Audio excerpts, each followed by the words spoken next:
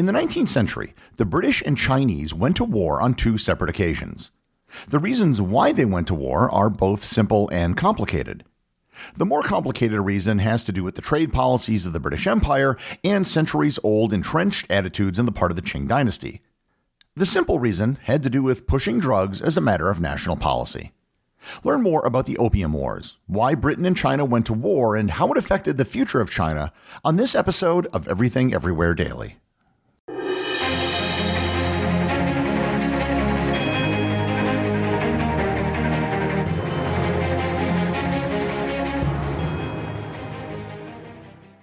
This episode is sponsored by DraftKings. There's so much to be thankful for this Thanksgiving. Family, friends, food, and of course NFL football all week long. DraftKings Sportsbook is keeping your Thanksgiving week full of action. New customers can bet just $5 on the NFL action to score $150 instantly in bonus bets. With many exciting games coming up, now is a great time to play. The money line on the Giants-Patriots game is plus 185 Giants. Download the DraftKings Sportsbook app now and use code EVERYTHING. New customers can bet $5 on the NFL Thanksgiving action to score $150 instantly in bonus bets. Only on DraftKings Sportsbook, an official sports betting partner of the NFL, with code EVERYTHING. The crown is yours. Gambling problem? Call 1-800-GAMBLER. In New York, call 877-8-HOPE-NY or text HOPE-NY 467-369. In West Virginia, visit www.1800gambler.net. Please play responsibly. In Connecticut, help is available for problem gambling. Call 888-789-7777 or visit ccpg.org. On behalf of Boot Hill Casino and Resort, Kansas. Must be 21 or older in most eligible states, but age varies by jurisdiction. See DraftKings.com/sportbook for details and state-specific responsible gambling resources. Eligibility and deposit restrictions apply. Bonus bets expire 168 hours after issuance. Terms at sportsbook.draftkings.com/football terms. This episode is sponsored by ButcherBox. I don't know about you, but I love steak. I cook steak several times a week. Because I live in an apartment, however, I can't have a grill with an open flame, which is my preferred method of cooking. So I usually cook steaks in a cast iron pan that was handed down by my father. A pan, which I recently found out, is between 80 to 90 years old. Needless to say, it is a well-seasoned cast iron pan. If you like steak, you're in luck, because ButcherBox has a great offer for Everything Everywhere Daily listeners. You can get free steaks in every order for a year if you sign up today. And I'm talking grass-fed, grass-finished New York strip, filet mignons, or ribeyes, some of the very best cuts of steak in every single order for a full year. If you're interested in getting free New York strips, filet mignons, or ribeyes for free in every order for a year, plus $20 off your first order, sign up at butcherbox.com/daily and use code DAILY. Once again, that's butcherbox.com/daily and use code DAILY.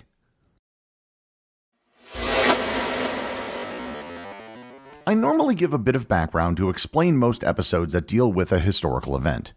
For this episode, it is especially necessary because the causes of the conflict between Britain and China were rather complicated.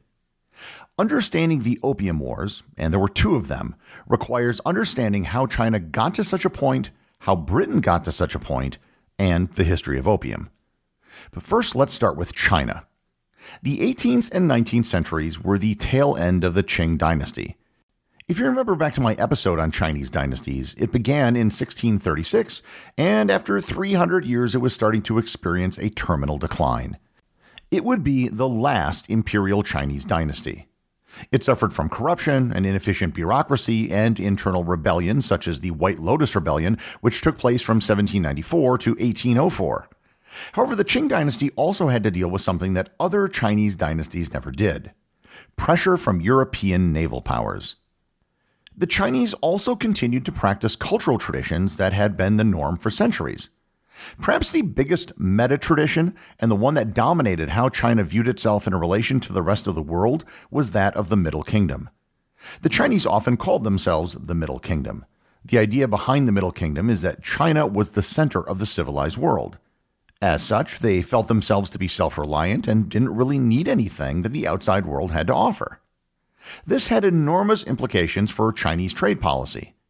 Basically, China wasn't interested in what the Europeans were offering. The only thing that the Europeans were able to trade, and the only thing that the Chinese wanted, was silver. The Chinese only allowed Europeans to trade from certain trading ports. Teaching Europeans the Chinese language was forbidden, and Europeans weren't allowed to leave the ports and enter Greater China. For the British, this caused huge problems. The British East India Company was a huge trading enterprise.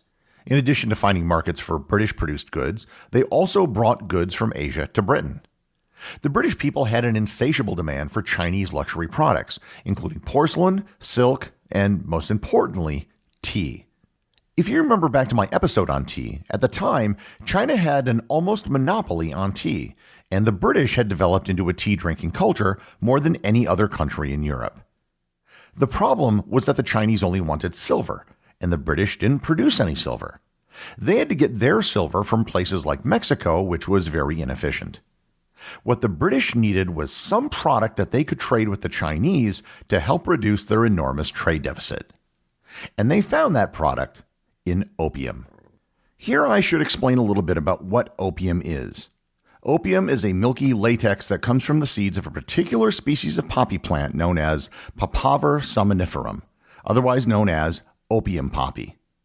Opium is a narcotic drug that has been traditionally used as a pain reliever. The primary opium poppy growing region at that time extended from modern-day Iran through Afghanistan, Pakistan, and northern India. Opium had been known since ancient times. The Sumerians were growing opium poppy as early as 5,400 years ago. Other Mesopotamian cultures, the Greeks and Egyptians, all used poppy. They used poppy milk to sleep, to relieve pain, and even to calm crying children. However, back then there were limits to the amount of opium that could be produced and consumed, and the strength and potency was limited, so addiction was seldom a problem, even though opium is highly addictive. The Chinese had a long history with opium that was brought over the Silk Road, and it was used sometimes in traditional Chinese medicine. And I should also note that opium is the basis for morphine, which is the basis for other highly addictive drugs such as heroin, but that's for another episode. In 1764, after the Battle of Buxar, the British captured a large poppy-growing region in eastern India. Not only was the area large, but the opium produced in this region was much more potent than the type traditionally used. Rather than eliminating poppy production and destroying the poppy crop, the British decided to continue production so they could trade it with China. In 1793, the British established a formal monopoly on opium production in India and began using this monopoly to raise money.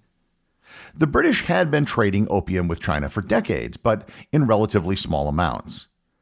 In 1730, for example, they shipped about 15,000 kilograms to China, but by 1775 it had increased to 75,000 kilograms. In response to this, the Qing emperors had banned opium importation in 1729 and again in 1799. The bans, however, did next to nothing. Opium production and importation only increased. Local officials were bribed and the opium kept flowing in. By 1804, Britain's trade deficit with China had turned into a surplus, largely due to opium. Throughout the 19th century, the problem of opium addiction got worse and worse in eastern China. And it wasn't just the British. In 1809, American traders got in on the action by importing low-quality opium from Turkey. By 1830, the problem had become an epidemic. Some estimates place the number of young men in eastern China who had become opium addicts as high as 90%. It wasn't just something done by the lower class either. Smoking opium, which had become the preferred method of consumption, was now finding its way into the bureaucratic and aristocratic classes. Opium addiction had a devastating effect on the Chinese economy as enormous amounts of time, money, and effort went into the purchase and consumption of opium. The emperor put further bans on opium in 1814 and 1831, but these measures were just as effective as the previous ones. By 1838, the amount of opium imported into China was over 1.5 million kilograms annually. In 1839, things were coming to a head. The emperor had charged Governor-General Lin Zexu with the task of ending the opium trade. He wrote an appeal directly to Queen Victoria, but she never got the letter. However, it was published in the London Times. And here I should at least note that the British opium trade was highly controversial in Britain itself. It wasn't as if most people in the country didn't recognize the moral and ethical problems with dealing drugs. With no end in sight, Lin Zexu seized over 1 million kilograms of illegal opium and destroyed it in the town of Human along the Pearl River. This was worth a lot of money, and needless to say, the British traders were furious. With the destruction of so much of their product, British opium traders appealed to Charles Elliot, the chief superintendent of British trade in China, to try to make them whole. When they realized they weren't going to be compensated, they appealed to the former chief superintendent of trade, William Jardine. Jardine believed the only solution was war. He began to lobby Parliament in London, and in March of 1840, the House of Commons voted 271 to 262 to send a fleet to China to enforce British demands. The first British ships arrived in June of 1840. Without going into the details of every battle, suffice it to say that it was a lopsided conflict. The Chinese Navy was no match for the British Navy, which was the most powerful in the world at that time. After the war went so badly for the Chinese, the end result was the Treaty of Nanking in 1842. The Treaty of Nanking was a major humiliation for the Chinese. It was a complete reworking of the trade system with China. It ceded Hong Kong to the British, opened up more trade ports, gave British citizens immunity to Chinese law, and forced the Chinese government to pay reparations for the cost of the war and the lost opium. Moreover, this wasn't the only treaty that China was forced to sign during this period. They were also pressured into signing the Treaty of Huangpu with the French and the Treaty of Huangsha with the United States, both of which were similarly lopsided. This was not the end of things between Britain and China.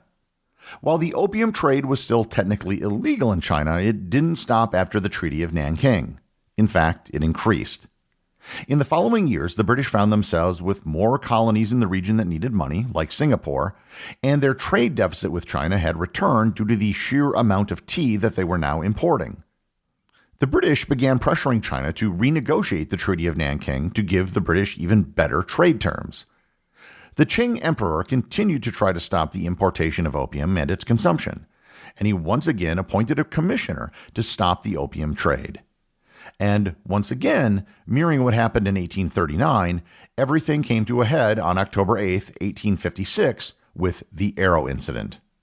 The incident involved the seizure of the Chinese-owned ship Arrow by Chinese officials in Canton, which is today Guangzhou. The ship, flying a British flag, was suspected of engaging in illegal activities, and its crew, which included Chinese and Indian sailors, was detained. The British, viewing this as a violation of their extraterritorial rights previously negotiated, demanded the release of the crew and an apology. And when the Chinese refused, tensions escalated, leading to an armed conflict. The British began bombarding Chinese positions along the Pearl River, which resulted in Chinese reprisals on European buildings. And this included the execution of a French missionary, which brought France into the conflict. Just as during the First Opium War, things did not go well for China. The British and the French seized multiple cities along the Pearl River, including Guangzhou and Guangdong. In 1858, it resulted in the Chinese signing the treaties of Tianjin with Britain, France, Russia, and the United States. The treaties allowed foreign embassies in Beijing, opened up more Chinese ports for trade, allowed foreign navigation of the Yangtze River, allowed foreign travel within China, and forced China to pay more reparations. Russia then signed a separate treaty later that year, the Treaty of Aigun, where China ceded most of Outer Manchuria to Russia.